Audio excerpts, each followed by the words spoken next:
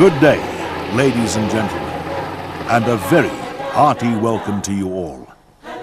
What a privilege it is to celebrate such a special occasion with old and new friends. 1999 is a very special year for me, as it marks my 21st anniversary. Yes, believe it or not, the original monocoque hull concept was first devised in 1977. Travel with me as we rekindle memories of the good times and disappointments we have shared since my birth. Landmines are among the most treacherous weapons used in conventional warfare. They strike indiscriminately and never miss, continuing to kill long after hostilities have ceased. The Hippo and Buffel troop carrier vehicles and their crew had to contend with these inhumane weapons daily during the South African Security Forces' involvement in the low-intensity border war in the 70s. It wasn't long before the Hippo and Buffel began to feel the punch, and eventually they could no longer be operationally repaired at a cost-effective rate. At the same time, the then South African Police Force had indicated the need for a special multi-purpose vehicle for use in Africa's infamous difficult terrain. Under Project Geisha, the Applied Chemistry Unit of the CSIR began research and development work and constructed the first monocoque hull in 1977 using a Hippo body and Bedford components. They named it the Crocodile. If looks had been the deciding factor at this stage, the vehicle would never have been developed further. In 1978, the Applied Chemistry Unit developed a second prototype vehicle with a lower silhouette and better features than the Crocodile. At the same time, Arms Corps developed two Hippo Mark II vehicles, one with a chassis and one with a semi-monocoque hull design. All three of these vehicles used Bedford components, which later proved to be unreliable and underpowered. At the initiative of Colonel Bux Lombard of the South African Medical Services, the Chemical Defense Unit developed the Flossie ambulance using Mercedes-Benz components. This eventually led to the production of 44 Rinkhals ambulances based on SAML 50 Mark I driveline components. The South African Police was operationally committed to the war in the then Rhodesia and the border conflict in Southwest Africa, now known as Namibia. They were very conscious of the need for a replacement for the Hippo, which, owing to its instability, had serious shortcomings in off-road applications. General Piet Kruger, now retired, introduced the concept demonstrator to senior officers of the then SAP and instructed Koos de Wet of UCDD and Gus Modlin of TFM to develop a powerful vehicle which was better engineered for production. A development budget of 30,000 Rand was arranged, and the UCDD and TFM contributed a considerable amount from their own budget. The prototype was delivered in 1979. Obviously, a good design is essential in such a vehicle. So I was subjected to mobility trials in Pretoria and the White River region, and was fitted with 1200 by 20 tires. At some stage during all this activity, the first production order for 30 vehicles was placed and was followed by a further order for 155 to the company Henrid Freuhoff. The last 40 of these vehicles were built by TFM in the specially constructed factory at Olifantsfontein.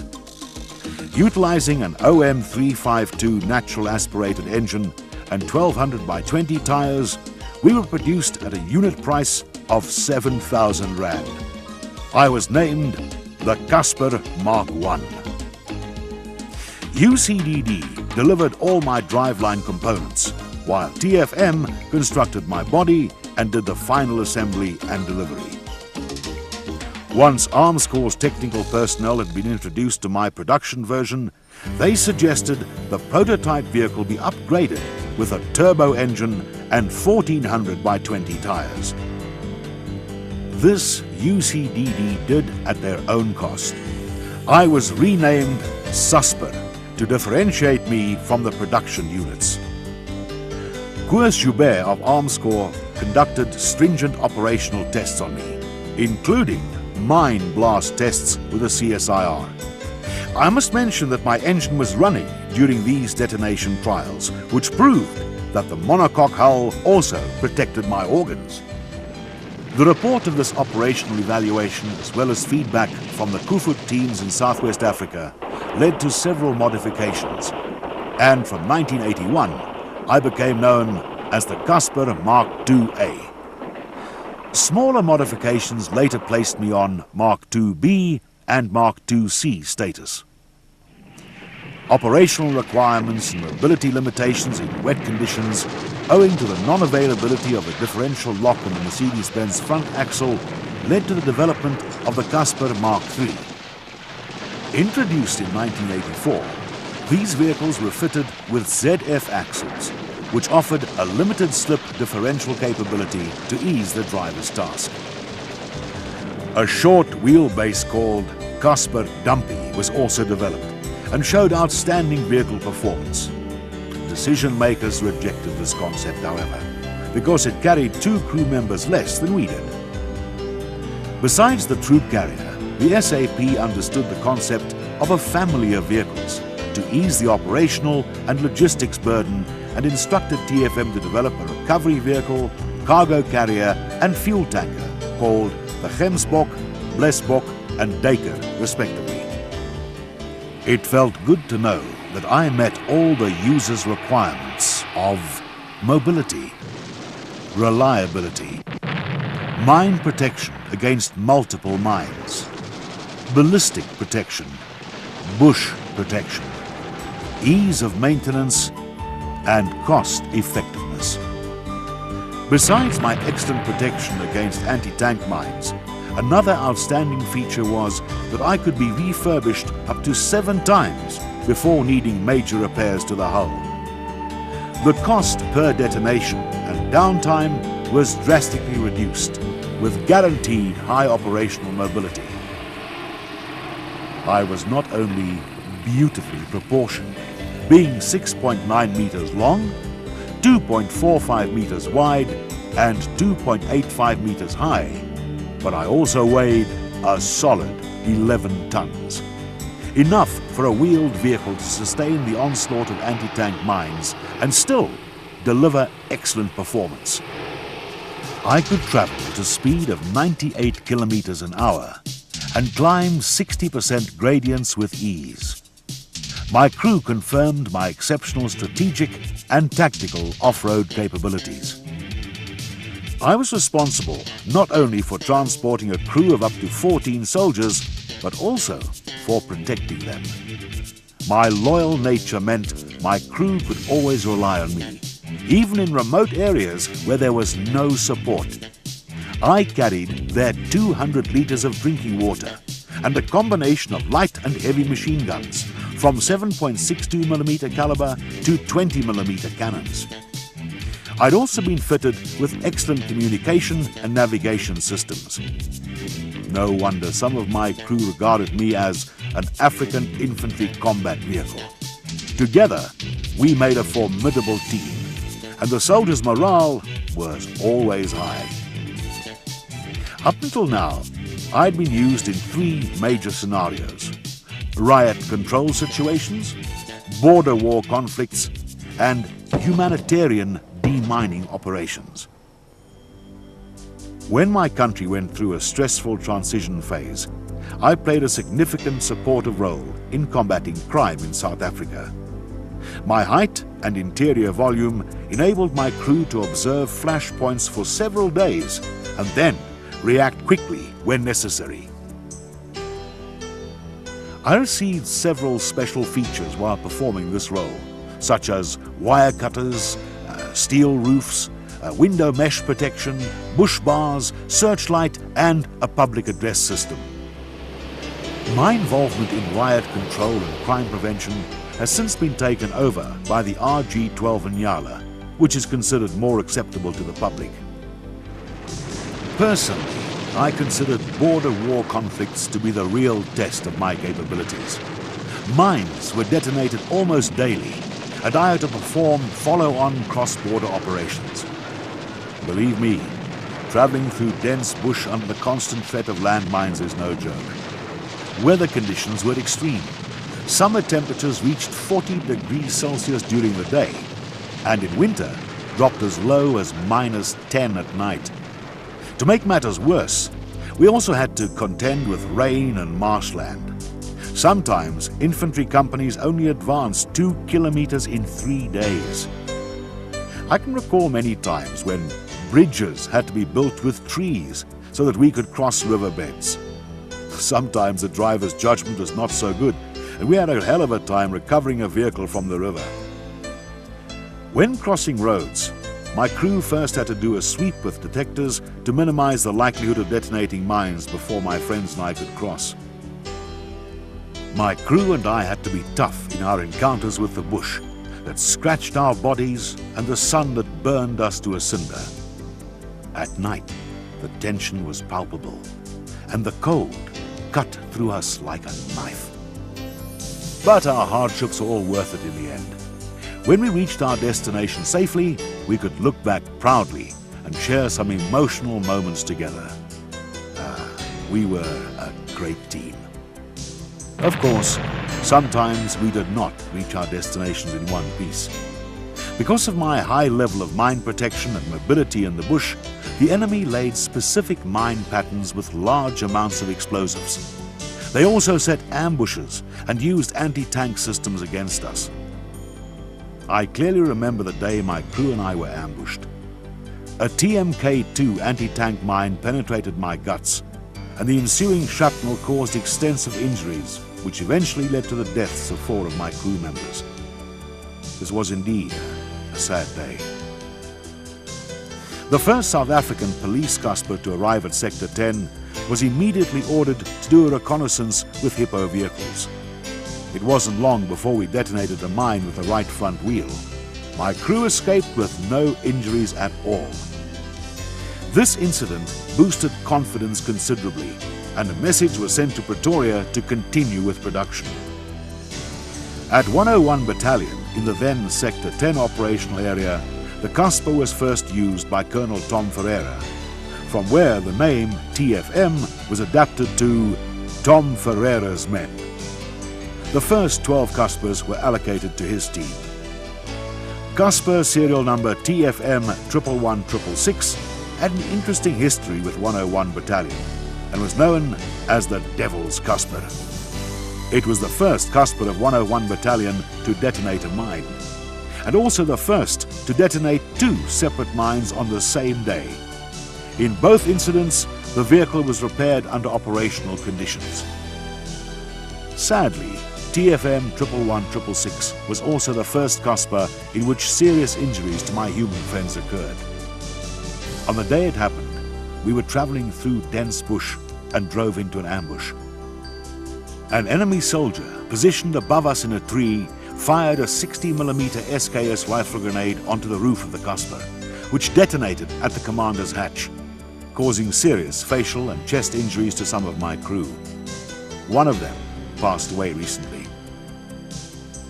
On another occasion, a fellow CASSPIR was traveling at 80 kilometers an hour when it detonated a mine under its right front wheel and overturned. One crew member broke his collarbone and another suffered a broken right leg.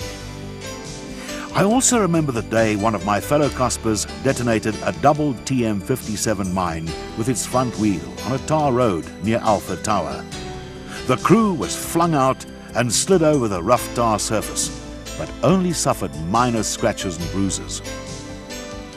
A happier memory is the day TFM 111666 was painted pink and donated to the local creche for the children's playground. Undoubtedly, the threat my crew feared the most was the RPG-7 anti-tank weapon. I recall several occasions when projectiles penetrated my body from the side, killing the crew members who were in the direct line of fire. A wooden liner of 18mm chipboard was later fitted to my interior to reduce the spalling angle of shrapnel and restrict injuries to the crew. We Caspers were doing a pretty good job, as we were tough, reliable, cost-effective, and always willing to work. It wasn't long before we were being used in other roles. My cousin, Plofadder, was used to breach conventional minefields, while some of us were converted into ambulances and command vehicles. More recently, other Caspers were converted to 81mm mortar and 106mm recoilless gun carriers. Altogether, 1,700 of us were produced, 1,520 for the South African forces and 180 for foreign customers. Mechem developed a 6x4 CASSPIR prototype to detonate mines with the sacrificial front wheels, thus saving on costs and operational downtime. This was only a concept, however, and did not reach production status. During operational service, we Caspers probably detonated more than 360 anti-tank mines, many of which were multiple mines laid in specific patterns to destroy me and my crew. For those statisticians among you, consider these facts. Over a period of 4.5 years, 229 mines were detonated, causing injury to 252 soldiers, resulting in the death of 12. Although this is very distressing, the good news is that the greater part of my crew remained safe when traveling with me. We also proved ourselves in humanitarian operations throughout the world, such as Project Terra Limpa in Mozambique. Steel wheels enabled us to drive through anti-personnel minefields which had been laid years ago and are regarded as unsafe to clear by hand. Clearing the Cabora Bassa power line from Sondo to South Africa was another tough job. In only 2 months, we covered a distance of 1,800 kilometers through dense bush.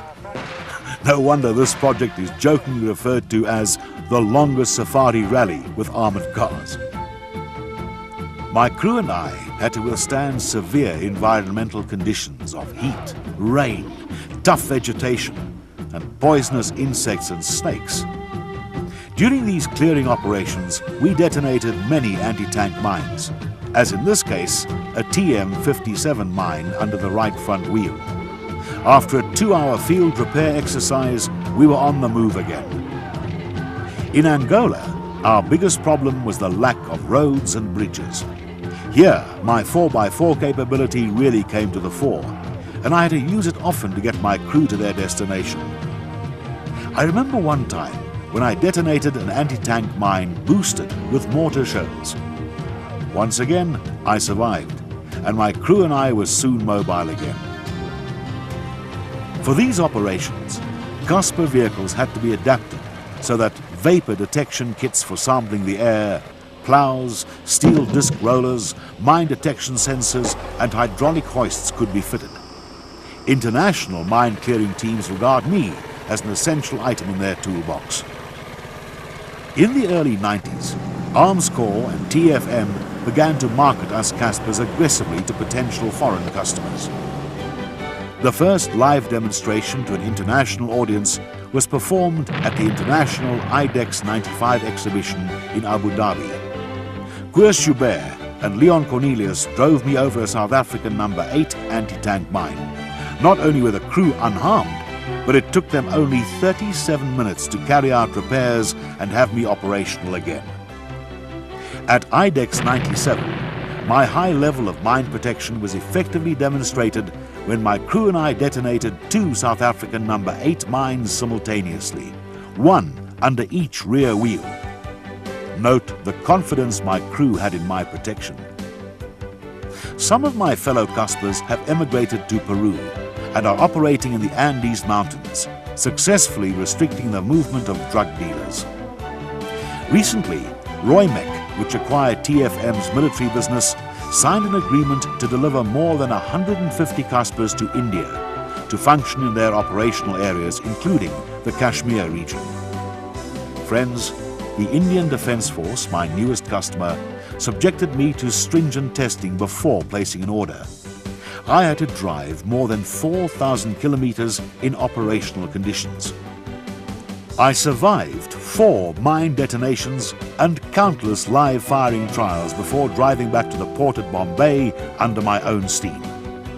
Unfortunately, I am not amphibious and had to return to South Africa by ship. Final modifications were done to me to get me in shape to meet the user requirements.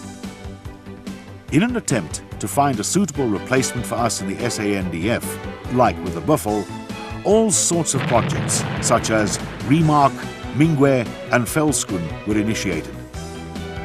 They were all terminated for various reasons. And it is interesting to note that users still consider us CASSPIRs to be the most suitable and cost-effective solution to date. On the whole, we've been well looked after. Our drive lines are old and certain major aggregates are no longer available as production items, but spare parts are readily available. Should Project Ambition 2 continue, the CASSPIR concept with a new driveline will most definitely feature prominently in the project study. An elementary infantry personnel carrier that is reliable and easy to maintain will probably be good for South Africa and the SADC countries. Over the past 21 years, we CASSPIRs have become a trusted friend to many soldiers, policemen and users throughout the world. Special memories will be treasured for many years to come. I understand that we may be called upon to operate in peacekeeping missions. If that happens, I have only this to say. Just make sure that my logistical backup is available and I won't let you down. My pioneers need to be congratulated, for they were indirectly responsible for saving countless military and civilian lives. CASSPIRs have gained a worldwide reputation as the safest mine-protected vehicle ever to be developed and put into full-scale production. Our operational success with various forces and in different theaters throughout the world have demonstrated that a monocoque hull design was the correct way to go for wheeled mine-protected vehicles. Many other products have followed this approach, such as the Mfazi, Mamba, RG31 and Cobra. It has been wonderful to meet old and new friends on this special occasion. Thank you to everyone who helped make this day possible. The realistic outdoor display brings back many memories, which will be talked about for years to come. I wish all of you the very best for the future. I salute you and all those friends who could not be here with us. God bless us and our beloved South Africa.